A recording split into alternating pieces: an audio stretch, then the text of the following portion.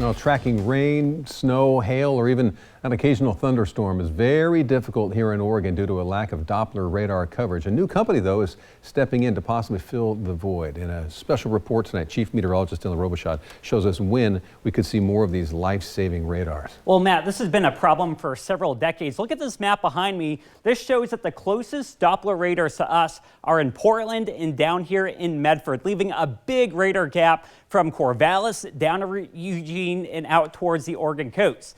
A company called Climavision is considering adding up to 4 Doppler radars in Oregon. How soon until it happens? I spoke with their CEO. They can save your life from tornadoes, heavy rain, severe storms, and flooding. The Doppler radar works by sending a pulse of microwave energy into the atmosphere. When these pulses encounter a target, they bounce off them and return to the radar. Here in West Central Oregon, we are too far from nearby radars in Portland and Medford.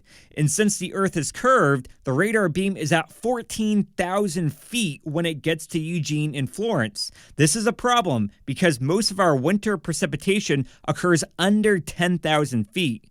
This means that the Doppler radar on your phone may show it's dry when it's actually pouring. There's a lot of impactful weather that happens at the low-level parts of the atmosphere that are currently missed. We have captured tornadoes well before the existing network. Chris Good launched a company called Climavision back in 2021 with the goal of fixing this problem. Oregon has one of the more challenging problems.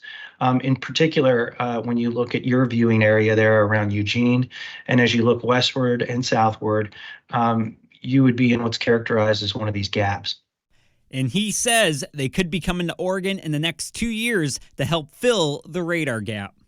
To provide coverage for Corvallis all the way up to Salem, and then southward along the coast there to Coos Bay.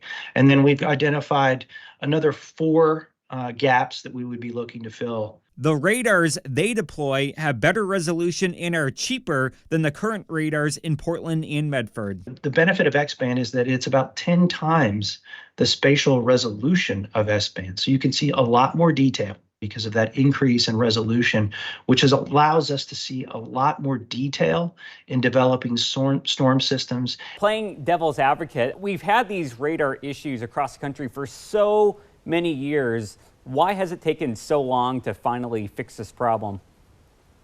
We are no doubt seeing more and more impactful weather events that come in several different forms across the country.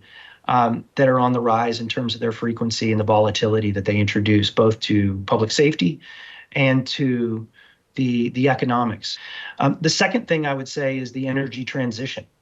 We're at a phase right now where we're all trying to transition to renewable forms of energy, which are often derived from weather, whether that is wind, solar, or hydropower. There's a twofold benefit. The first being that you will get faster, more accurate, real-time information on where storms are heading. And the second is that this data will actually make weather forecasts more accurate. Real value that they provide is they're another input of data that is assimilated into weather models to provide a much better, more accurate, and a much more resolute view of what future weather looks like. The weather models we use to predict the weather are based off observations from radar, satellites, and weather stations across the country. And it's real simple. More data equals a more accurate forecast. Whew, hopefully this happens. In Congress right now, there is a bill called the Weather Reauthorization Act, which would allow the government to access data from third parties, such as Climavision, to improve weather forecasts for the public.